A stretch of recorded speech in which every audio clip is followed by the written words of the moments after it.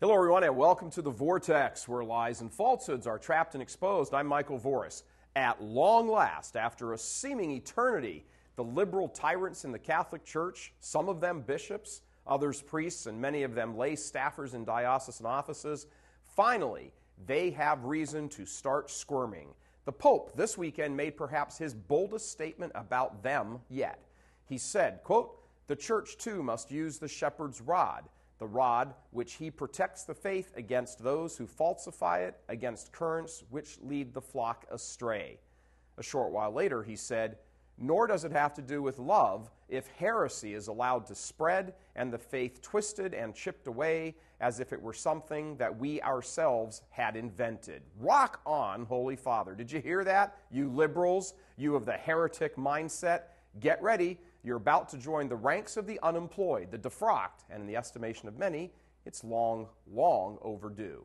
In the name of love, many priests and bishops have so polluted the Church of Christ that she's barely recognizable anymore in many respects. From homosexual clergy subtly spreading their errors among the faithful because of their own sins, to theologians giving carte blanche to devastate the ancient faith, your time is coming to a close.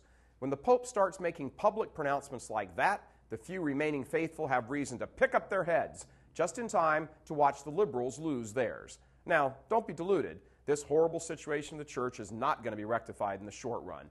But the fix has begun, and that's what's important. It's going to take a while. If you're a faithful Catholic, and that means, by the way, you submit to church teaching in all areas, including contraception and divorce and remarriage, etc.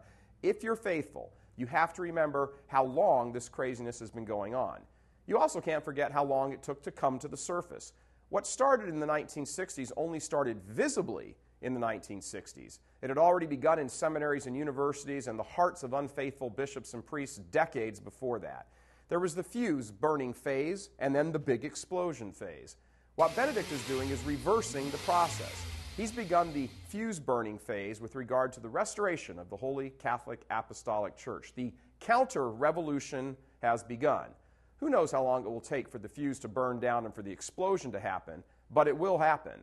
The current craziness in the church took about 50 years to come about and has now lasted an additional 50 years or so.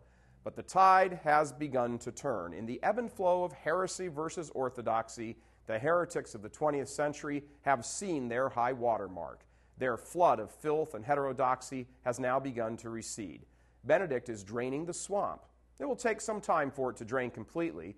It may not even happen in our lifetime, just as those who incited the rot back in the late 19th and early 20th century didn't really live to see the full impact of their evil deeds. What matters now is this: the smart money in the church is on a return to orthodoxy. Everyone in the church who is clued in these days knows this. When the Allied armies stormed ashore on D-Day to liberate Europe from the grip of Nazism, Winston Churchill delivered a speech which is very apropos to the current crisis. He said, "This is not the end. It is not even the beginning of the end. It is, however, the end of the beginning." I'm Michael Voris.